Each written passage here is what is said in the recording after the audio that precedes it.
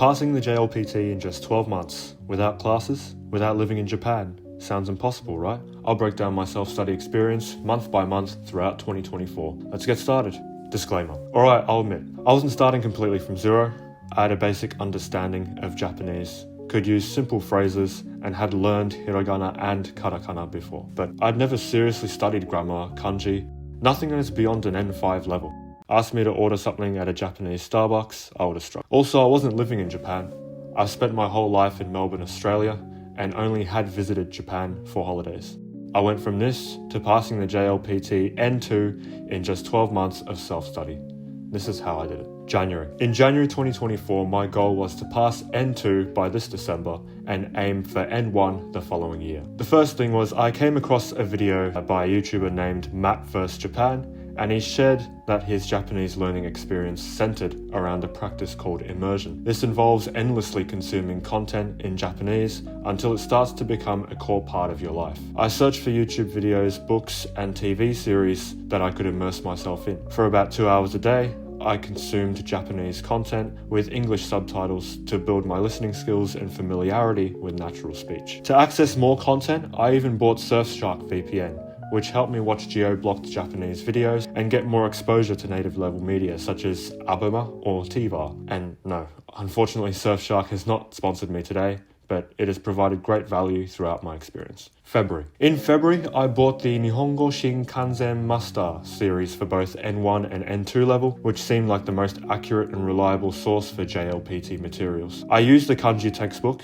and wrote down every single character in a document, adding furigana and English translations. For 2 hours a day, I drilled these words, reviewing them repeatedly until I felt confident reading and understanding. Once a word stuck, I removed it from the list. I also started looking into test-specific resources like JapaneseTest4U.com and MLCJapanese.co.jp to get familiar with JLPT-style questions. March. I continued studying kanji for 2 hours a day and immersing myself in Japanese content. To track my progress, I tried MLC's kanji recognition test and scored around 150. I switched my phone's language to Japanese. This forced me to interact with the language daily, even in small ways. It sounds scary, but you can always change it back. Keep trying until it starts to become natural. I also started reading NHK News Easy, a good resource for practicing reading comprehension with real-world news in simplified Japanese, although the variety of articles seems fairly limited. April. I decided to test myself with an N2 practice exam,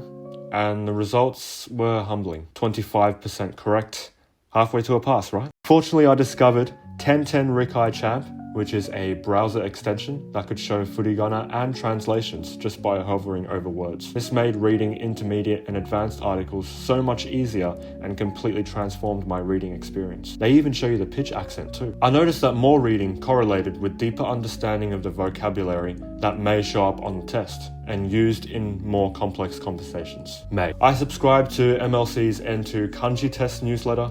Every day for 44 days, I received 7 new kanji questions. I started looking for events where I could meet Japanese speakers and practice conversations.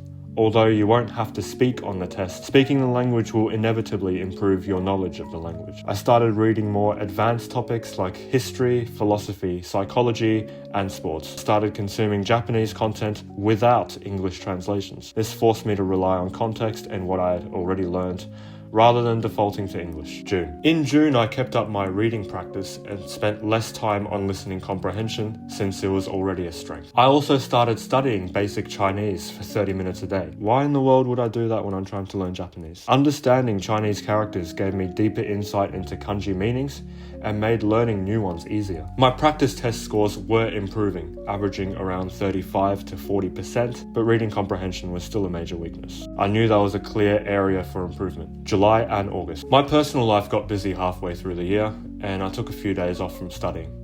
For the first time, this was where I felt unmotivated to study. During this time, I set a bare minimum to read 1 article, 1 chapter of an easy book, and 1 episode of a series for the day. Motivation comes and goes. Sometimes pushing far beyond its limits will lead to resentment, and just stick to the basics. Before you know it, the motivation will return. September. In late August, the registration for the JLPT opened for the December test, and once I signed up, my motivation came back. During this time, I discovered a YouTube channel called Nihongo Benkyou Channel. The channel goes over JLPT reading questions in Japanese, explaining how to approach and understand them. It was exactly the kind of content I needed to level up my reading comprehension to get ready for the test. October. I ramped up my preparation by diving into the textbooks. I made sure to complete every reading question, averaging about 10 pages a day. I also began practicing reading without furigana. I wanted to get used to reading kanji without relying on the translations or hints, just like I would in a real exam. November. The first half of November was all about polishing up my vocabulary and grammar knowledge.